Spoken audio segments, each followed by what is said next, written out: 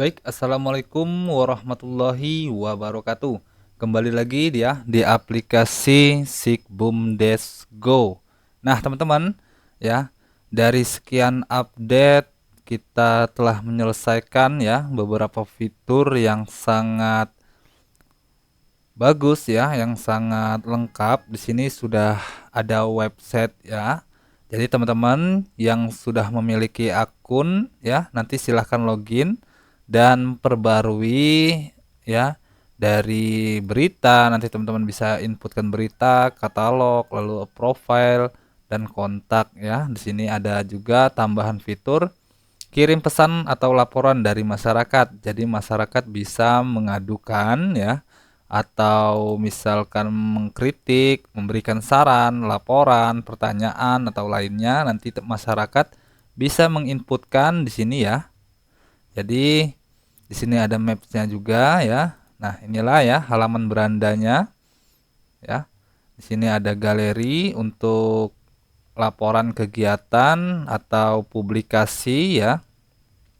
Ini halaman websitenya. Nanti untuk admin silahkan klik login dan login ya. Sekarang kita ingin mempraktekkan satu persatu dari menu yang ada di sidebar ini. Oke ya, ini tampilan halaman dashboardnya untuk admin. Oke, setelah itu kita masuk di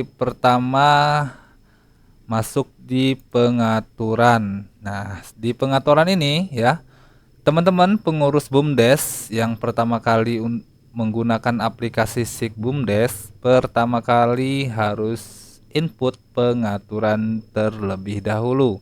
Yang pertama ada profil BUMDes ya. Di sini nanti teman-teman bisa inputkan ya, pilih logo dari BUMDes teman-teman ya, pilih logo, nanti namanya silahkan diinputkan nama BUMDesnya atau desanya juga. Di sini lengkapi ya untuk pengaturan, ada visi misi BUMDes dan ada sejarah singkat. Setelah itu klik simpan. Nah, inilah ya untuk pengaturan profil BUMDes. Selanjutnya ada daftar akun COA. Nah, jika teman-teman di daftar akun COA-nya hanya sebagian atau tidak full seperti ini ya, nanti teman-teman boleh ya sinkronkan template COA.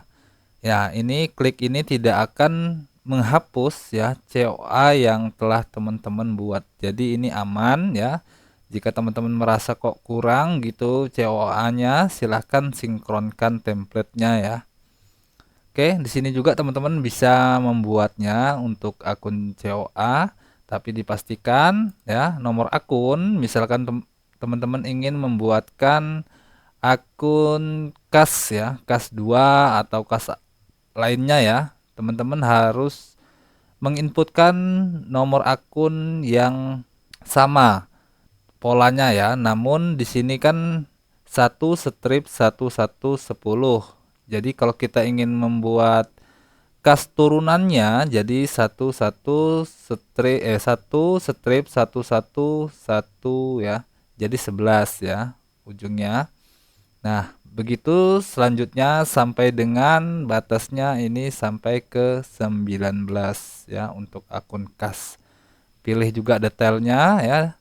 Kalau teman-teman ingin membuat akun detail ya, ini pilihnya detail ya. Jika header ya, silakan header nih untuk yang seperti ini aset ya, header atau aset lancar ini subheadernya dan ini kas dan setara kas ya, subheader juga. Nah, seperti itu ya untuk pengaturan daftar akun COA ya. Jadi teman-teman silahkan nanti untuk menginputkan akun baru atau ingin mengedit silahkan, tapi pastikan ya teman-teman paham saldo debit dan kreditnya yang harus diposisikan, ada juga kelompok neraca atau laba ruginya. Oke ya, selanjutnya ada tarif pajak. Nah, di sini nanti teman-teman inputkan misalkan PPN ya, lalu persentasenya misalkan 11, pilih PPN masukkan, nanti pilih ya, teman-teman bisa pilih PPN masukkan atau PPN keluaran ya.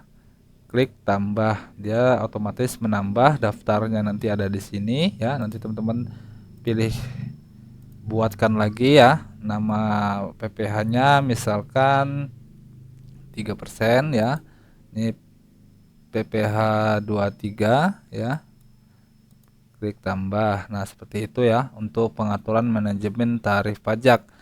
Nah, untuk pengaturan manajemen tarif pajak ini ya, nanti akan secara otomatis tampil di jurnal ya. Nanti teman-teman bisa pilih dan dia akan ada potongan langsung ya. Ya, akan ada potongan pajaknya. Begitu juga untuk penginputan di administrasi lalu cetak kwitansi ya. Ini ada nanti ada potongannya langsung secara otomatis kalau teman-teman klik. Nah, seperti itu. Oke, selanjutnya kita masih di dalam menu pengaturan, ada manajemen pengguna ya. Di manajemen pengguna ini ya, teman-teman bisa membuatkan pengguna baru ya. Pengguna baru yang kiranya teman-teman bisa untuk andalkan, bisa membantu kerja teman-teman ya. Bisa beri nama, lalu emailnya nanti diinputkan, password ya, konfirmasi, pilih ya, admin atau kasir. Nah, seperti itu. Selanjutnya unit usaha. Nah, di unit usaha ini ya, teman-teman bisa inputkan nama unitnya, lalu deskripsinya silahkan. Nah, di sini jadi perhatian teman-teman ya.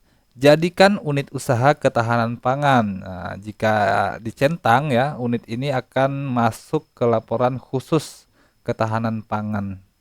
Jadi kalau tidak dicentang ya, laporan khusus ketahanan pangan ini tidak akan mengambil dari unit usaha ini. Jadi kalau teman-teman kira ini adalah unit usaha ketahanan pangan, ya jadi teman-teman silahkan centang. Di sini juga ada tombol edit. Jika nanti ada kesalahan di kemudian hari, nama unit usahanya misalkan seperti ini ya, kita jadikan ketahanan pangan, klik simpan, dia sudah otomatis ya berubah. Jadi teman-teman tidak perlu repot-repot seperti sebelum-sebelumnya harus hapus dan input ulang. Jadi sekarang sudah lebih mudah ya. Selanjutnya ada periode akuntansi. Nah, di periode akuntansi ini adalah untuk tutup periode ya. Ini saya buatkan secara per bulan ya. Jadi nanti teman-teman memastikan semua inputan sudah benar dan tidak ada lagi perubahan-perubahan, barulah teman-teman ya langsung tutup periode. Misalkan Januari sudah fix semuanya, tidak ada yang perlu diedit, tidak ada yang perlu dihapus ya. Jadi teman-teman silahkan tutup periode. Oke, seperti itu. Selanjutnya kita masuk ke master jabatan ya. Nah, di sini di master jabatan kita akan menambahkan jabatan. Misalkan direktur ya, seperti ini, seperti di samping ini ya, di daftar jabatan direktur, silahkan teman-teman input ya, nama jabatannya apa dan gajinya langsung inputkan di sini ya. Secara otomatis nanti ada perhitungan gajinya ya, tunjangan jika ada ya. Kalau nggak ada, biarkan kosong, ketik saja 0 seperti ini ya, biarkan kosong lalu klik tambah. Nah, seperti itu ya untuk pengaturan master jabatan. Lalu untuk di pengaturan selanjutnya struktur struktur kepengurusan ya. Nah, ini ya, teman-teman nanti bisa pilih profilnya ya. Profil dari pengurus ya, nanti pilih namanya, NIP ya, jika ada nomor induknya ini opsional, lalu jabatan. Nah, jabatan ini tidak akan pernah muncul drop downnya jika teman-teman tidak menginput di master jabatan. Nah, seperti itu ya. Karena kita sudah menginput di master jabatan ya, seperti ini. Lalu di struktur pengurusan akan muncul jabatan-jabatannya, seperti itu. Lalu alamat, opsional, nomor handphone, ya. Nah, yang terpenting lagi teman-teman nanti pilih ya. Ini kategori jabatannya nih apa? Misalkan penasehat, pengawas atau pelaksana operasional atau ketua unit usaha. Nah, jika ketua unit usaha yang teman-teman pilih nanti akan ada pilihan unit usahanya di sini ya. Nanti teman-teman pilih. Kalau teman-teman pilih operasional ya, silahkan. Ini operasional untuk sekretaris, bendahara, direktur ya, gunanya untuk operasional. Penasehat, pengawas, pendamping, boleh teman-teman input semua. Oke, selanjutnya ada backup dan restore. Nah, di sini untuk membackup data-data semuanya untuk teman-teman simpen dan juga untuk restore data. Nah, seperti itu ya. Nah, inilah ya dari pengaturan ya, dari menu pengaturan. Jadi teman-teman ketika awal mendaftar dan ingin menginputkan, hal pertama kali yang harus teman-teman input adalah menu pengaturan sampai selesai ya. Seperti ini ya. Setelah itu baru nanti kita akan melanjutkan ke inputan-inputan lainnya ya. Oke, untuk selanjutnya kita langsung saja ya. Kita masuk ke input data ya. Tadi sudah menyelesaikan pengaturan. Sekarang kita masuk ke input data. Di input data ini ada beberapa submenu, jurnal umum, pembelian barang, ada stok barang, inventaris, saldo awal ya. Pertama kali misalkan di awal periode teman-teman boleh inputkan terlebih dahulu saldo awal ya. Masukkan masukkan saldo awal antara debit dan kredit. Nah, seperti ini ya. Nanti harus seimbang. Kalau selisih ini tidak bisa diklik ya. Dia harus imbang ya antara debit dan kredit saldo awalnya. Nah, seperti ini ya. Nanti teman-teman inputkan saldo awalnya jika teman-teman ada di awal periode ya. Lalu di sini ada jurnal umum ya. Jurnal umum. Nah, seperti ini contoh-contohnya. Ini juga bisa teman-teman filter berdasarkan tanggal ya. Atau teman-teman mau menginputkan jurnal secara manual juga sudah bisa di sini ya. Tapi ini aplikasi sudah menggunakan jurnal otomatis. Kegiatan ya atau transaksi yang ada di menu-menu dari aplikasi ini yang seharusnya dibuatkan jurnal, dia akan secara otomatis membuat jurnalnya. Jadi teman-teman, saya rasa akan jarang sekali untuk membuka jurnal umum ini ya, karena memang semuanya sudah disetting secara otomatis ya. Di sini kita contohkan untuk pembelian barang ya. Nah, pembelian barang ini ya diambil dari produk ya. Produk ini adalah ada di menu stok barang. Jadi nanti teman-teman inputkan terlebih dahulu stok-stok barangnya ya yang di sini. Setelah itu ini belum terjurnal ya. Jika ingin teman-teman jurnal, langsung teman-teman nanti pilih pembelian barang. Jadi ini hanya stok ya, stok saja yang belum kita beli gitu ya, yang belum kita beli barangnya. Jadi kalau kita ingin beli silakan masuk ke pembelian barang. Nah, seperti itu ya. Nanti teman-teman pilih tanggal ya dan nomor fakturnya bisa teman-teman isikan ya. Ini opsional saja. Lalu nanti ada sumber dana ya. Bisa nanti teman-teman pilih ya. Di sini ada banyak ya. Kas, bank ya. dan lain-lain. Misalkan teman-teman membelinya menggunakan uang kas, pilih kas. Jika teman-teman menggunakan dari bank, ya silahkan pilih bank ya. Nah, ini untuk daftar produknya yang sudah ada di stok barang. Oke, kita misalkan pilih gas, jumlahnya 40 misalnya. Jadi harga satuannya berapa di stok barang? Stok barang harga satuannya gas 30 22.000 ya. Nah, seperti itu ya. Nanti difakturkan, setelah difakturkan nanti akan secara otomatis membuat jurnal seperti ini. Oke. Oke. Untuk selanjutnya ada di inventaris ya. Nah, ini ya. Inventaris ini ya atau aset tetap. Nanti teman-teman bisa tambah aset ya, pilih gambar jika ada gambarnya. Nama asetnya, tanggal beli atau perolehan, lalu harga satuannya berapa, jumlah unitnya ada berapa.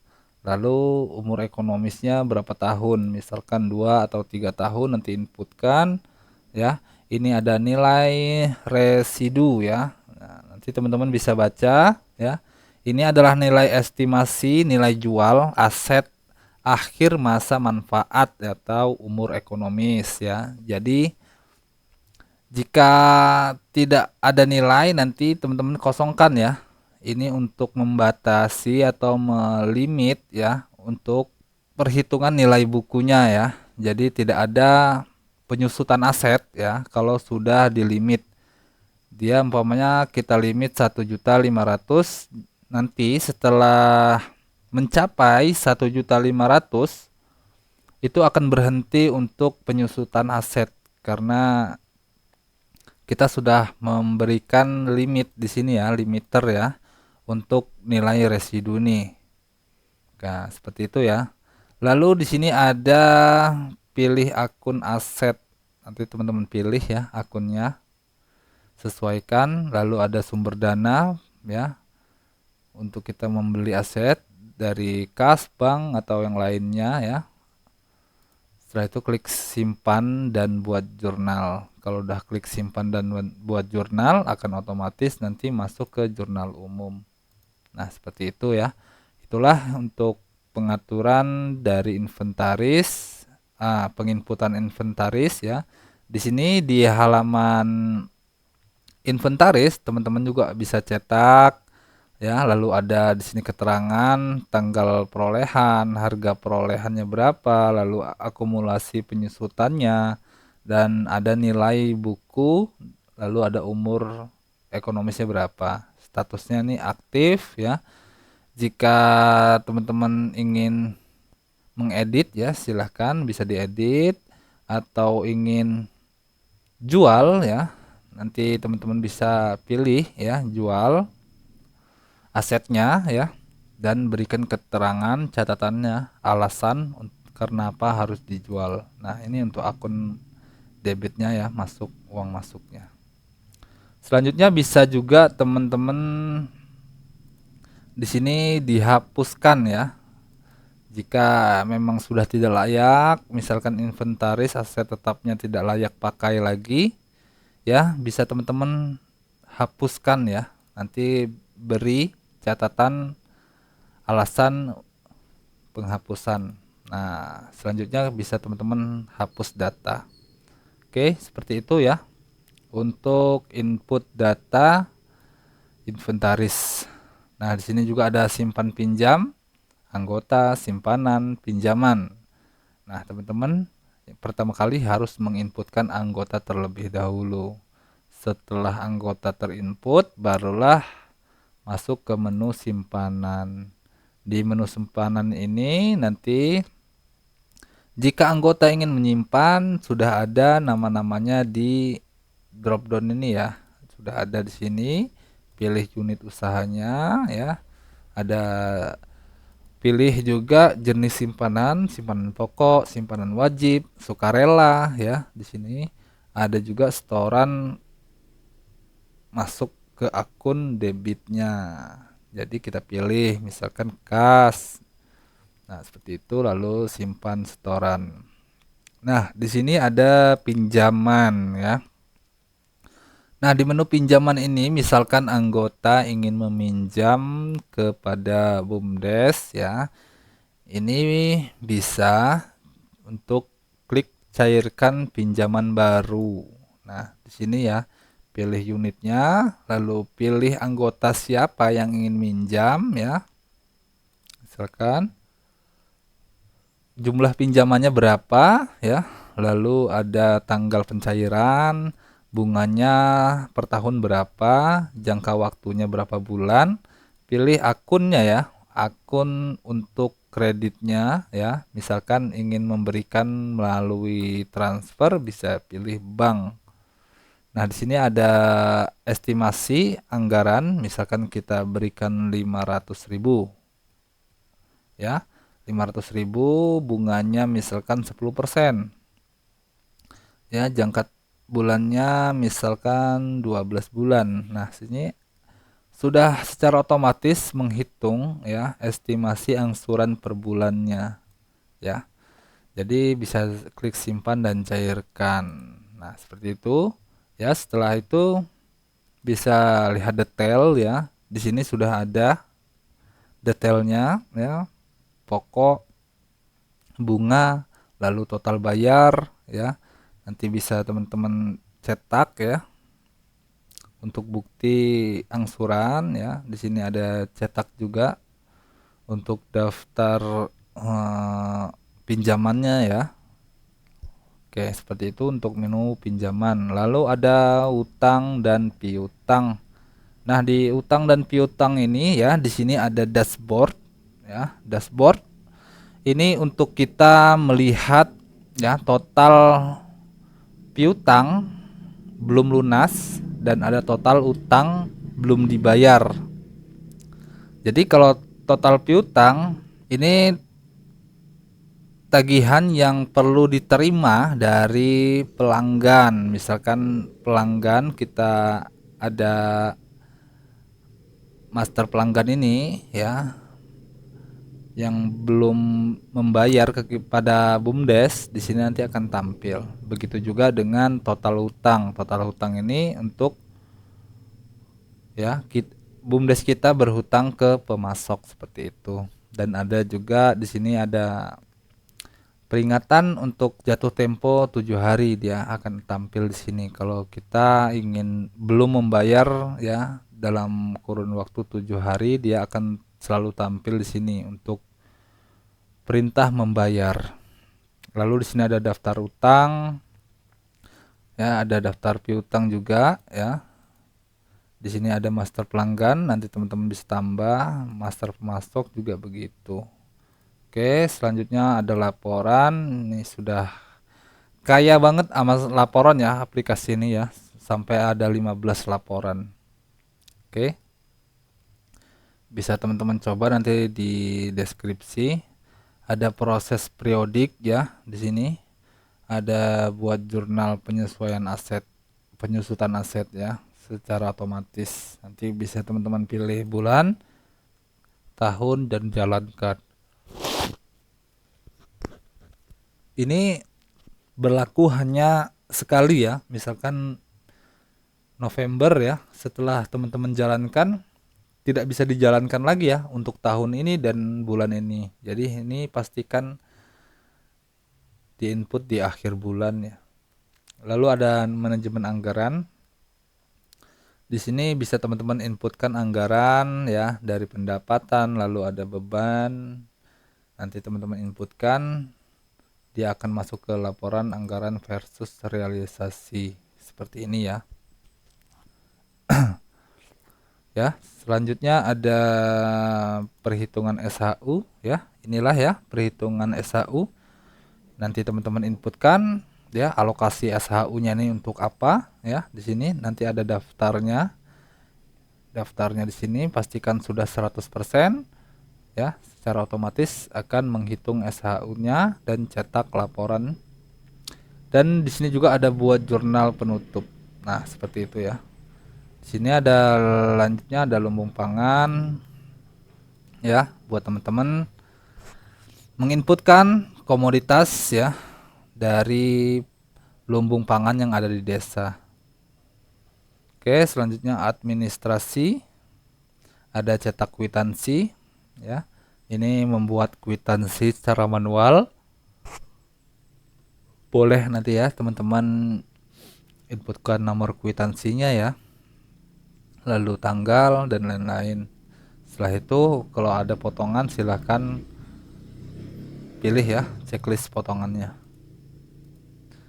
Ini tidak akan tampil kalau teman-teman tidak mengaturnya di pengaturan. Di sini ada berita acara aset, ada berita acara penyertaan modal juga, ada perhitungan gaji. Nah ya, di perhitungan gaji ya, ini buat periode teman-teman pilih mau gaji di bulan apa, lalu tahunnya buat periode. Nanti di sini akan tampil dan menghitung. Karena kita sudah di pengaturan setting ya gaji-gaji dan tunjangannya. Lalu ada dokumen legalitas di sini untuk teman-teman mengarsipkan dokumen-dokumen penting ya. Jadi misalkan ada perdes pendirian, nanti teman-teman upload filenya bisa PDF, JPEG atau PNG. Usahakan dikompres ya teman-teman untuk setiap apapun yang ingin diupload agar aplikasinya tetap lancar, tidak terbebani oleh file-file yang besar seperti itu teman-teman ya. Kalau bisa dikompres agar lebih ringan, jadi teman-teman lebih nyaman untuk menggunakannya. Ada di sini ada penawaran, lalu ada manajemen website ya, ada berita, galeri, pengaturan tampilan, pesanan masuk. Nah, ini ada menu baru ya, pesan masuk.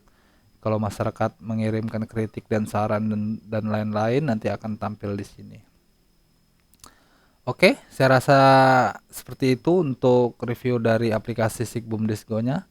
Di sini juga ada tombol bantuan jika teman-teman ingin baca-baca cara penggunaan aplikasinya. Di sini sudah lengkap dan juga ada videonya. Silahkan nanti teman-teman tonton saja videonya dari langkah per langkah ya. Di sini sudah kita jelaskan. Oke, kita kembali ke halaman websitenya. Buat teman-teman yang mau silahkan cek di deskripsi atau di link profil ya, di bio itu ada link, silahkan daftarkan BUMDes-nya dan coba aplikasinya. Tapi ini disclaimer ya, yang saya tampilkan ini adalah versi premiumnya yang sudah berlangganan atau yang sudah membeli aplikasinya. Kalau yang teman-teman daftar saat ini memang banyak perbedaannya, ya itulah namanya versi trial ya teman-teman. Nanti kalau teman-teman sudah beli akan dapat full ya, full version seperti ini yang premium ya. Jadi teman-teman dapat aplikasinya dan juga dapat website BUMDes-nya. Nah, seperti itu. Ya, mungkin sampai sini dulu untuk aplikasi SIGBUMDes Go-nya. Buat teman-teman yang punya kritik dan saran, silahkan ya sampaikan di kolom komentar atau ingin penambahan fitur atau ada saran, ada ide untuk fitur-fitur lainnya, silahkan ya sampaikan di kolom komentar agar aplikasi ini bisa berkembang dengan lebih baik lagi. Oke, terima kasih atas dukungannya. Jangan lupa untuk like, komen, dan subscribe ya. Share juga nanti ke rekan-rekan BUMDes teman-teman ya untuk menggunakan aplikasi SIGBUMDes Go ini. Baik, saya akhiri. Wassalamualaikum warahmatullahi wabarakatuh.